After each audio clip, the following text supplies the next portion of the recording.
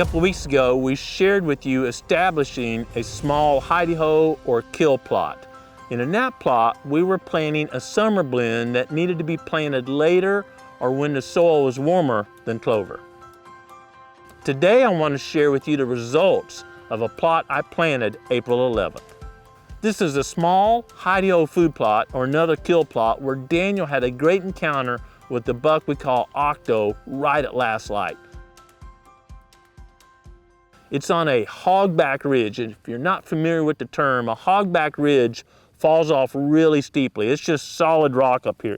It's still a great area to have a kill plot, so last spring I planted this area with another warm season mix designed to improve the soil and provide a bit of food. It had some beans and peas and other things, but primarily big sorghums and other plants that have big root systems, a lot of biomass that will lay over and help build soil. During late August, we had some rain coming. We come up here and just broadcast right through that, the winter blend, and you see some of the cereal rye and other small grains still standing from that planting. That's a little bit of history, and that helps explain why the clover looks so good. But let's get up to the current time. April 10th, I used prescribed fire to remove all the duff off this plot. In these small food plots, surrounded by big trees, especially big oaks like this, well, when that wind starts blowing in the fall, it seems to just dump leaves in these small holes in the timber. If I let the weeds in here, a lot of clover would hit on top of the leaves and it would not survive. I used fire on April 10th, and on April 11th, rain was in the forecast, so I came up and broadcast Eagle Seeds Clover Blend on this spot. Since then, I've done nothing but watch and enjoy. I haven't added any lime or fertilizer. The reason the clover looks so good was that cycle of past crops being left on site, building nutrients in the soil. I prefer clover or a summer soil builder blend in these really small plots. This is less than 1/10 of an acre. Because if I planted beans here, that's my favorite summer forage for wildlife, they would wipe it out. When I look through this clover, there is browse just all through here where they're eating the stems off. Well, they browse beans like that in this small plot, it wouldn't be very productive. But with the clover, there's so many stems, and it's spreading out and making more stems, it can tolerate browse pressure a bit better in these small plots. Remember, this is a hogback rocky ridge. With no synthetic additives, the clover looks great. And there's more rain in the forecast, a tropical storm's gonna move through, and I expect that'll be enough rain to hold this clover, keep it green and lush into July, maybe even early August. At that time, on this bony ridge that doesn't have much soil built up yet, most of the clover will go dormant. That's okay. It's fed deer and turkeys and other critters and kept them passing through this area throughout the summer. We get into mid-August or so, if the clover's not looking really good, and I doubt it will be, I'll come up and broadcast a fall blend into this plot. I'll try to time that fall planting just like I did the clover. I want to spread the seed and it rains that day or within a couple of days. If you spread seed on top of the soil days before rain, especially in these small plots right in the middle of timber, doves, squirrels, turkeys will just clean up a good bit of the seed. But if you plant right before rain, as soon as that seed gets moist, especially when it's that warm, it will germinate quickly, start sprouting, and you don't have to worry about critters removing the seed. We're spread the seed right before rain during late August, early September. That will germinate and be lush again using the nitrogen out of this clover and ready to hunt come deer season. Growing Deer is brought to you by Bass Pro Shops and Cabela's. Also by Reconics, Eagle Seed, Winchester, Avian X Decoys, Lacrosse Footwear, Morel Targets, Hoyman, Hooks Custom Calls, Summit Tree Stands, RTP Outdoors, Yamaha, Fourth Arrow, Onyx Hunt, Scorpion Venom Archery, Case IH Tractors, Bloodsport Arrows, Code Blue, D-Code, G5 Broadheads, Prime Bows, and Redneck Hunting Blinds. A lot of y'all know my training is as a wildlife research biologist, and I still love learning.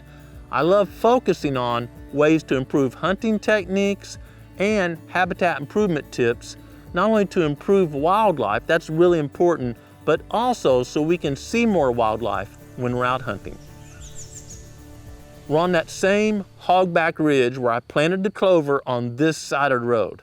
On this side, I burned it off much later. I used prescribed fire to remove the leaf litter, allowed the crop to go longer. You can see how it's standing more than it was on this side. Recently terminated it with herbicide because there was a lot more weeds on that side because I'd let it go so long. Over here, I had the clover growing and it was choking out some of the weeds. But on this side, because I'd left it, I needed to control the weeds before I planted the next crop. So here's my study. It's not going to be published. There's no calculus involved, not a lot of stats. This is for me to learn from and refine through time. I've got an established clover plot here that I established this spring, a clean seed bed. I know there's rain coming from a tropical storm. It's going to get here this afternoon. I'm going to broadcast in a really robust summer blend, let it germinate in a few days, and then watch it through the summer and see which one I prefer for these small hidey-ho plots. Just used Onyx to figure out how big I'm planting. This is a small area. Cameras always make it look bigger. It's about 2,000 feet, so I can determine the amount of seed I need based on that number. Now, it doesn't look that way when I'm looking at Onyx because you see my line goes through a tree right here, but I know that canopy is hanging over the plot and I want to plant underneath it. So just a little tip to include when you're managing these small plots. So a really simple calculation. Again, you don't need calculus for this. Just take the area you're going to plant, use Onyx to figure that. I've got 2,000 feet, and I divide that by 43560. That's the square footage in an acre, and that gives me that, and boy, that's a big old nasty number. But I just take that times the amount of pounds I should plant per acre, and that tells me I need 1.14 pounds. Now I'm broadcasting. It's really rocky. Not all the seed is going to hit where I need it to, so I'm going to round that up, and I'm going to plant 1.5 pounds, 1.5 pounds per acre. And in this situation, it's so small and so rocky. If I get up to 2 pounds, I'm okay, because again, I'm broadcasting, and even before that storm comes in this afternoon, I promise you, doves, squirrels, probably some turkeys are going to be passing through going, oh man, look at this buffet. I've got some seed that I can eat. So I'm just going to be careful here and try not to pour too much at once. Ooh, I got cited there 2.8 pounds, so I'm going to take a little out. You don't want to plant like 3 or 4 times too much, even though it's a small seed. You're saying, Grant, it's a couple pounds, just pay for it. It's not that. I don't want the crop getting so thick that nothing expresses its potential. So I'm just going to take a little seed out, put it back in the bag, and I'm just going to put that. I always make sure my gate is closed because I don't want to put it in, it runs through and falls out on the ground. So I just put that in here. I'm ready to start walking and planting. Now what I try to do is open the gate just wide enough the seeds will come out. These are not very large at all. And I try to go this way and this way. But this is really long and narrow. So what I'll probably do is do this and come back doing this to make sure I get really good coverage. You gotta hold it high and go fast. I want you to see what I'm planting into, and then you will do 2 things. Appreciate how great that clover was, and when we show you this crop, you go, I can't believe it grew on this.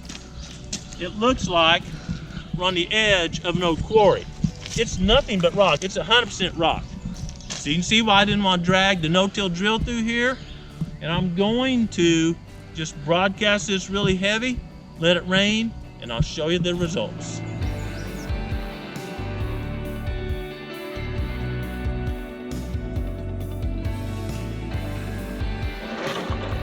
As you can see, I'm out. I got this plant that's great, but look down in here. You can see a couple seeds there.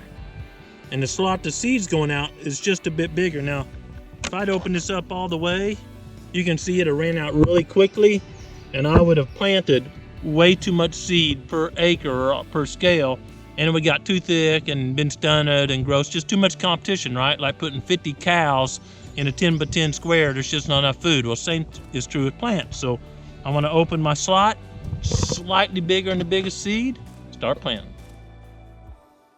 I love hunting high-yield food plots that have more than one attraction.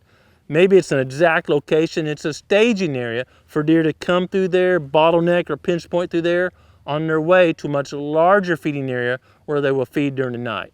Another one might be acorns. You're talking food plot and acorns? Well, yes. Big oaks on the edge of a small opening in the timber, like a high-yield food plot, well, that canopy will reach out chasing the sun. And when it reaches out, of course, the limbs get much longer and a much bigger, fuller canopy than a tree in the forest where it's just closed canopy all around it. There's competition. This tree will make more acorns, there's more branches, more places, and because it's got more leaves, can photosynthesize more, that acorn quality may be a bit better. Just a slight bit better means deer want to feed here than way off in the timber, and I can hunt here. Huge advantage. Father's Day is almost here, and I just want to take a moment and wish all the fellow dads happy Father's Day.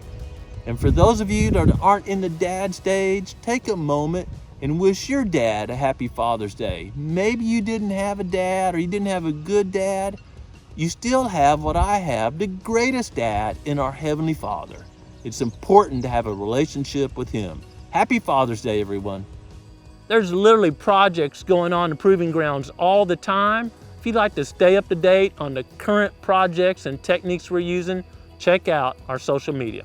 Clover's looking great, and with the rain from this tropical storm headed our way, probably have enough moisture to carry it into mid or even late summer. I love seeing a new crop doing so well, and it often reminds me that a seed that, it looks dead, right? Looks like there's nothing there, can get buried and spring to life. Well, that's just one way creation yells to us about the Creator. I hope you take time to get outside and enjoy creation, and more importantly, take time every day to be quiet and listen to what the Creator is saying to you. Thanks for watching Growing Deer.